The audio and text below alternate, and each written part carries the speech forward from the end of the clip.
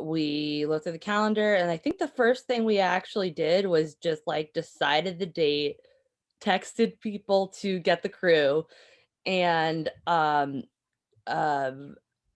I think he started writing the script actually the next day after we had the crew.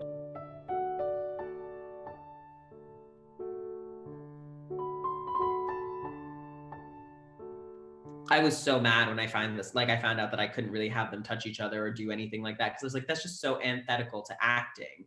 Because like, an actor's not gonna be like, oh, like they have an emotion and they have like a need to like touch the person in the scene that they're doing. Like they should have the freedom to do that. Like that's like how you get good performances, like getting your actor to like just be in the moment, not for them to be thinking, oh crap, let me make sure I'm maintaining like 2 to 6 feet of distance away each time.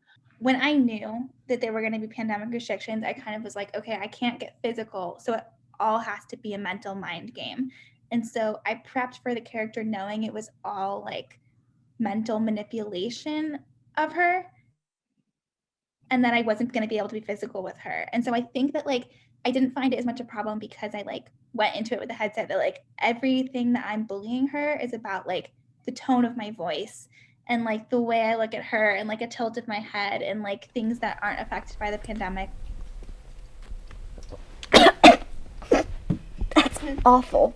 So it actually worked out well for my character. My character was more the outsider. So I think those physical restrictions, if anything, just enhanced that very like internal experience for Kendall. She's the basic premise is like, she's trying very hard to be initiated with these two other girls who are really into tarot cards and like this kind of spooky stuff. And Kendall's like, sure, like that's fine. Like I'm interested, but she's more interested in making friends. We even were short on equipment as well. Like we couldn't get anything, like most of the stuff we needed. So it was just working with whatever you had. Like I didn't choose most of the, like basically is what we have is what we have. Are we gonna shoot either way you like it or not? And action.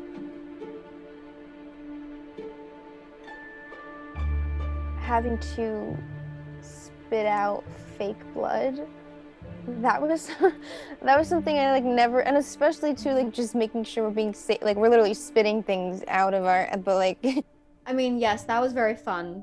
The blood was very fun to watch. I mean, at the very end, I never spit blood, but at the very end, it's Lilith. Lilith sitting with the two girls, like they're drenched in blood, and and Drew was just like, let's just go in. And so he's like pouring all of the excess blood, it's like dripping down my face. Like I look truly demonic.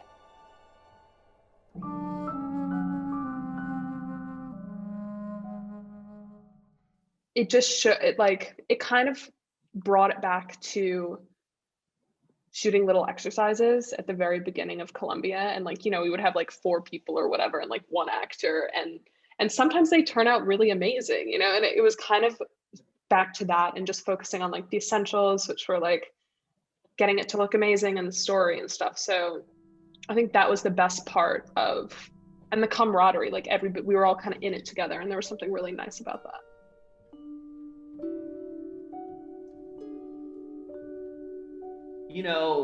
We will have the opportunity to make those bigger films and those like really deep passion projects that you really want to make and you feel really strongly about. Like I don't know that this is a time to make that film unless that film exists in the world of COVID. That exists in like you can shoot it with 2 feet apart actors all the time. You can shoot it with a very small crew.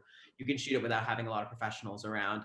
Like I think that people just need to make sure that whatever they're writing and like it's that they can do it without having to like compromise on their vision or compromise on like anything that's essential to the movie, that you can do it while still following these rules if you want to make that film for Columbia.